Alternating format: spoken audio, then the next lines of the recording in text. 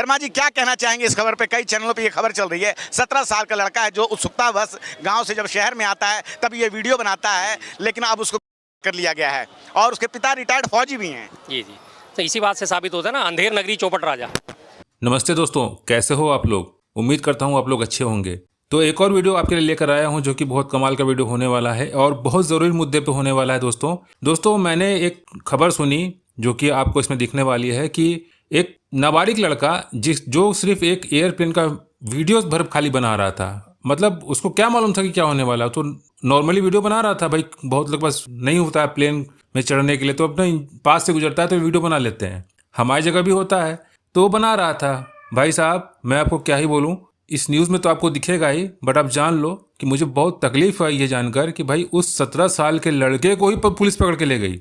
अब मैं क्या बोलूं इस चीज़ के लिए, उस 17 साल के लड़के को क्यों ले गया है, किस लिए ले जाया गया है? भाई पूछताछ होगी, ठीक है, लेकिन नॉर्मल सी बात है, वो तो सिर्फ वीडियो बना रहा था। अब उसमें क्या ही पूछताछ होने वाली है। इसी तरह मणिपुर में भी हुआ था। मणिपुर में जो नग्न करके औरतों को घुमाया जा रहा था, तो जो घुमा रहा था उसको कुछ नहीं किया गया, जिसने उस वीडियो को बनाया उसको पकड़ लिया गया। भाई साहब अब इसमें जो आज का जो वीडियो है उसमें ही आपको ये सब देखने को मिलेगा। शर्मा जी ने क्या गजब की बात कही है दोस्तों, सुन लो। मुझे गुस्सा बहुत आ रहा है लेकिन मैं क्या करूं, वीडियो आपके लिए लेकर आया हूं, तो वीडियो को पूरा देख लेना, ठीक है। अंधेर नगरी चौपट राजा की अगर लोगों ने कहानी सुनी होगी तो उसमें देखा होगा गुरु चेला होते हैं, वो जा रहे होते हैं अंधेर नगरी में, पहुंचते हैं और टके से भाग जी टके से खाजा बिक रहा होता है। गुरु और चेले का लालच आ जाता है कि हम तो यहीं रहेंगे, हम तो यहीं रहेंगे। मना भी करते हैं कुछ लोगों ने कि नहीं यहाँ नहीं रहना, खतरनाक साबित हो सकता है, लेकिन उन्हें दिखता है कि नहीं यहाँ तो टके से भाजी मिलती है, टके से खाजा मिलता है। खाजा मतलब मिठाई होती है, हम तो यहीं रहेंगे, खाते पीते हैं, मौज उड़ाते हैं, मोटे हो जाते हैं। अचानक से वहाँ पे कोई एक घटना हो जाती है। घटना के जो चोर जो है पकड़ा नहीं जाता, अल्टीमेटली किसी तरह चोर पकड़ा जाता है, उसके लिए फांसी का इंतजाम होता है। फांसी का इंतजाम होता है तो जिसने फंदा बनाया होता है जल्लाद ने, वो फंदा चांस की बात है वो बड़ा बन जाता है। अब बड़ा बन जाता है तो उसमें चोर की गर्दन में वो फंदा फिट नहीं बैठता, तो उसमें क्या करा जाता है कि ऐसे मोटी गर्दन वाले को ढूंढो जिसकी गर्दन में ये फंदा फिट बैठ जाए।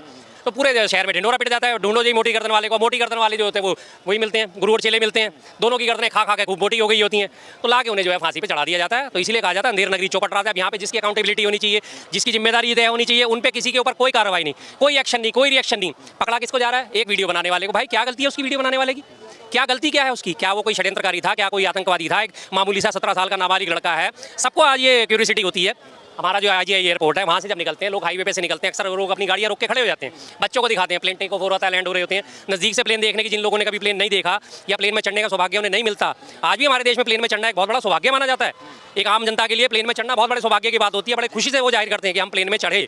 तो उस चीज़ों के लिए वीडियो बनाती है दुनिया, अक्सर लोग बनाते हैं वीडियोस में, कोई नई चीज़ नहीं है। लेकिन यहाँ पे तो वही वाला काम कर दिया जिन्होंने आज से 2 साल पहले मणिपुर में करा था। 2 बहन बेटियों की नग्न परेड करी गई थी, लेकिन नग्न परेड जिन्होंने निकाली उनको तो पकड़ा नहीं गया, जिसने वो वीडियो बनाई थी वो उसको पकड़ के गिरफ्तार कर लिया गया था। तो वही काम आज दोबारा से यहाँ देखने को मिल रहा है। क्या कसूर है उसका? उसने गलती क्या है उसकी? प्लेन में तुम्हारी खराबी भाई, मेंटेनेंस में तुम्हारी खराबी, टेक ऑफ तुम्हारा प्लेन नहीं हो रहा, मेंटेनेंस तुम नहीं कर रहे, लापरवाहियाँ तुम बरत रहे हो, गलती उसकी होगी कि उसने सिर्फ एक वीडियो बना ली। क्या बात है ये? इसीलिए कहते हैं आज की डेट में वास्तव में अंधेर नगरी चौपट राजा जो है वो चल रहा है। और जब हमारा राजा चौपट होगा तो अंधेर नगरी में इसी तरह के काम होंगे। फिर कहते हैं जी 11 साल अमृतकाल। अब कहाँ से अमृतकाल हो गया? ये अमृतकाल है या नहीं है? किस आधार पे उसको गिरफ्तार करा? क्या आधार क्या है उसका गिरफ्तारी का? कुछ बात हो, कोई सेंस हो, क्या उसकी गलती क्या है? एक वीडियो बनाना। अब तमाम लोग यहाँ पे वीडियो बनाते हैं, आते हैं चांदनी चौक में वीडियो बनाते हैं, आते हैं शॉपिंग करने वीडियो बनाते हैं, अपनी अपनी दिखाते हैं कि हम शॉपिंग करने गए थे, चांदनी चौक गए थे, मॉन्यूमेंट्स होते हैं तमाम, लाल किला जा रहे हैं, कुतुब मीनार जा रहे हैं, घूमने तमाम लोग वीडियो बनाते हैं। और उसी टाइम पे वहाँ पे अगर कोई हादसा हो जाए तो क्या उन्हें पकड़ा जाएगा? इस आधार पे तो एयरपोर्ट का जो सीसीटीवी फुटेज है और उसमें भी रिकॉर्ड हुआ है, तो उसके ऊपर भी कार्रवाई हो सकती है कि आपने रिकॉर्ड क्यों कर लिया? नहीं होगी ना। किसी ना किसी को बलि का बकरा बनाना है। लास्ट एंड फाइनल एक बेचारे 17 साल के लड़के को बलि का बकरा बना दिया गया। इसी बात से पता चल जाता है कि क्या सरकार की सोच है, क्या लोगों की अकाउंटेबिलिटी है। हमारे नागरिक उड्डयन मंत्री, मैंने तो नाम भी उनका पहली बार सुना था, इससे पहले तो सिंधिया साहब थे, अब तो टेलीकॉम मिनिस्टर हो गए हैं वो के रंगा राजू है, क्या नाम है कुछ उनका, टीडीपी के रामा नायडू। वो आराम से अपनी रील बनाते हुए घूम रहे, रील में पीछे म्यूजिक डालते हुए घूम रहे हैं और दिखा रहे हैं कि हाँ। और सबसे बढ़िया हमारे मोदी जी, वाह मोदी जी वाह। प्लेन वहाँ धसा पड़ा है बिल्डिंग में, उसके नीचे खड़े होकर फोटो खिंचवा रहे, कितना शानदार फोटो शूट उनका जो है सर्कुलेट हुआ है। शर्म नहीं आ रही बिल्कुल भी, किसी किस्म से कोई शर्म नहीं। कहाँ लोग मरे गए हैं, 275 से ज़्यादा लोग मारे जा चुके हैं, हालत है हज़ारों लाखों करोड़ का नुकसान हो चुका है, लेकिन वो अपनी फोटो शूट में बिजी हैं। 7-7 8-8 कैमरामैन लेके साथ में चल रहे हैं, संवेदना के कोई वो नहीं। कितनी शर्म की बात है, हद से ज़्यादा शर्मिंदगी महसूस होती है ऐसी सरकार को देख के।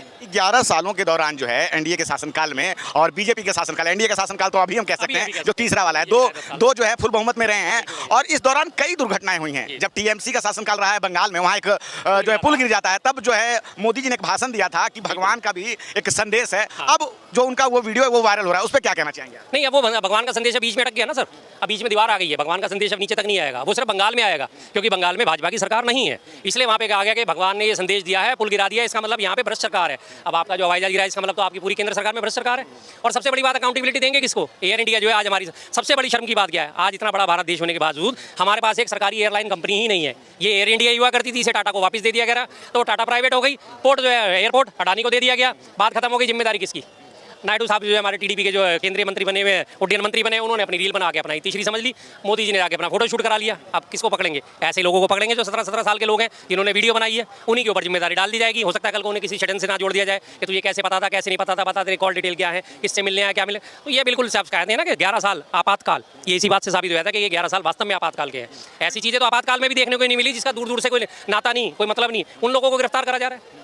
तो ये सरकार की कार्यशैली पर आप क्या कहेंगे? कौन सी काम करने की शैली है जिसमें कि ना ही कोई मंत्री जिम्मेवारी ले रहा है, ना ही कोई अफसर जिम्मेवारी ले रहा है, ना ही टाटा का कोई कर्मचारी जो है जिम्मेवारी ले रहा है, ना ही बोइंग कंपनी पे कोई कार्रवाई हुई है, ना ही जो है एक जांच बिठा दी गई है। और अगर बात करें ऐसी दुर्घटनाओं का, तो लंबा इतिहास है भारत में, कभी भी जब दुर्घटना हुई है तो नैतिकता के आधार पर लाल बहादुर शास्त्री और तमाम नेताओं ने इस्तीफा दिए, लेकिन इस सरकार में ऐसा कुछ नहीं हुआ। और मात्र 17 साल का लड़का है जो कि उत्सुकतावश एक तरह का वीडियो बनाता है गाँव में दिखाने के लिए। वही चीज़ है ना, इसीलिए मैं कह रहा हूँ ना, आप जो बार बार इसको प्रचारित करा जाता है 11 साल अमृतकाल, अमृतकाल नहीं है, ये मृतकाल है। इससे ज़्यादा अमृतकाल और कैसा होगा कि 17 साल के नाबालिग लड़के को वीडियो बनाने पे गिरफ्तार करा जा रहा है। क्या सेंस दिखाता है? क्या ये हमारा संदेश जाएगा विश्व पटल पे? क्या हमारे यहाँ से क्या जाएगी? गलती आप लोगों की, गिरफ्तार करा जा रहा है जिसका कोई लेना देना नहीं है, दूर दूर तक लेना देना नहीं है, उसे गिरफ्तार करके। मैंने पहले ये भी बात शुरुआत करी थी ना, बात की कि अंधेर नगरी चौपट राज है। फिर से इसी बात को कहता हूँ कि इसी बात से साबित होता है कितनी बड़ी अंधेर नगरी चौपट राज है। और रही बात नैतिकता की, तो बेशर्म जनता पार्टी में इसकी उम्मीद करना सबसे बड़ी बेवकूफ़ी है। बेशर्म जनता पार्टी में इसको इसीलिए नहीं कहता क्योंकि वास्तव में बेशर्म जनता पार्टी है। कोई अकाउंटेबिलिटी नहीं, कोई जिम्मेदारी नहीं, कोई नैतिकता नहीं, कहीं कोई संवेदना के स्वर नहीं है। आराम से सब लोग अपनी रील बनाने में व्यस्त हैं। 2 या 3 दिन अभी ये मुद्दा चलेगा, 2 या 3 दिन बाद इस देश में कुछ ना कुछ घटनाएं होती रहती है। कोई एक नई घटना फिर से हो जाएगी, उसमें लोगों का ध्यान फिर चला जाएगा और लोग इस घटना को भी भूल जाएंगे। तो ये कोई नई चीज़ नहीं है। अमृतकाल चल रहा है कहने के लिए अमृतकाल है, बीजेपी के हिसाब से अमृतकाल है, लेकिन वास्तविक तौर पर मृतकाल चल रहा है। बिल्कुल जहाँ संवेदना बिल्कुल मृत है, जहाँ जिम्मेदारी बिल्कुल मृत है, जहाँ सहिष्णुता बिल्कुल मृत है, जहाँ अकाउंटेबिलिटी जिसे कहा जाता है, क्रेडिबिलिटी के लिए पूरा अमृतकाल है। कोई भी चीज़ हो जाए क्रेडिबिलिटी के लिए सबसे आगे है मोदी जी। मैंने करा। ऑपरेशन सिंदूर सेना ने अंजाम दिया, मैंने करा। मैं तमाम देश के शहरों में, तमाम शहरों में देश के पोस्टर लगा दिए, होर्डिंग लगा दिए, सेना की वर्दी में होर्डिंग लगा दिए, पोस्टर लगा दिए, मैंने करा। लेकिन जब ट्रंप 13वां बार वो बोलता है कि नहीं मैंने व्यापार की धमकी देकर युद्ध रुकवाया, उसके ऊपर कोई जवाब दे ही नहीं है, उसके ऊपर बोलने को तैयार नहीं है। तो बस ये कुछ काम हो गया तो मैंने करवाया, कुछ बेकाम हो गया तो सब पुराने लोगों की गलती है। अब फिर से इसमें कहीं ना कहीं नेहरू जी का एंगल ढूंढा जाएगा कि नेहरू जी ने एयर इंडिया का कोई केंद्रीकरण क्यों करा था, तब तो वो एयर इंडिया थी। अब कहीं कोई भरोसा नहीं इनका किसी भी नेता का। ढूंढ के लिया है कि नेहरू जी से या इंदिरा जी से, कहीं से भी इनका और तो कुछ इनके पास मिलता नहीं। अल्टीमेटली या इंदिरा जी को, नेहरू जी को, या हो सकता है राजीव गांधी जी को इसका जिम्मेदार ठहरा दिया जाए कि इनकी गलती थी जी, उन्होंने एयर इंडिया को क्यों अधिग्रहण करा, एयर इंडिया की जिम्मेदारी उन्होंने क्यों ली थी, हमने तो अच्छी ली थी। कोई भरोसा नहीं है इस सरकार की जिम्मेदारी लेने के नाम मात्र में शून्य है ये जिम्मेदारी। बीजेपी के नेता हैं सुब्रमण्यम स्वामी, सीनियर नेता हैं, उन्होंने सबसे पहले ट्वीट करके नैतिकता के आधार पे इस्तीफा मांगा है प्रधानमंत्री मोदी से, गृह मंत्री अमित शाह से।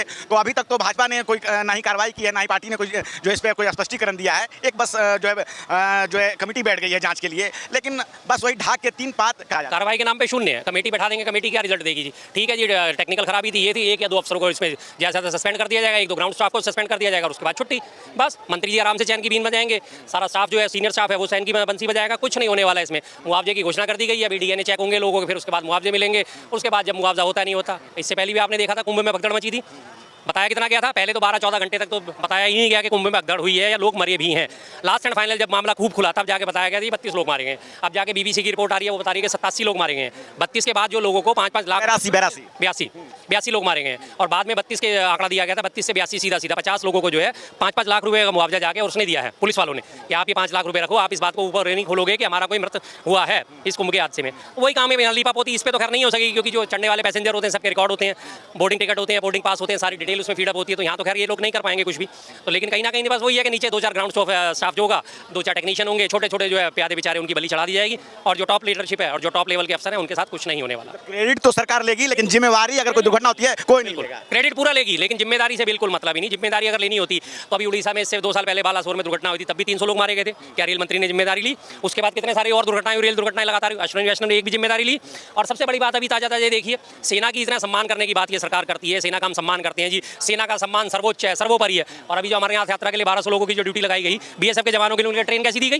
कितनी खचाड़ा, कितनी खटारा ट्रेन, जिसमें एसी भी नहीं था, और वहाँ से वो जा रहे थे 1200 बीएसएफ के जवान। ये इन लोगों की वो है कि अकाउंटेबिलिटी कि एक तरफ कहते हैं हाँ नहीं जी हम सेना का सम्मान करते हैं, सेना हमारे लिए सर्वोपरि है, और सेना के लिए जो 1200 लोगों के लिए ट्रेन दी गई है वो इतनी खटारा बिल्कुल खचड़ा ट्रेन जिसमें कूड़ा करकट दुनिया भर का फैला हुआ कुछ नहीं, ये इन लोगों की नैतिकता है? किस तरह से बात करी जाए इन लोगों से?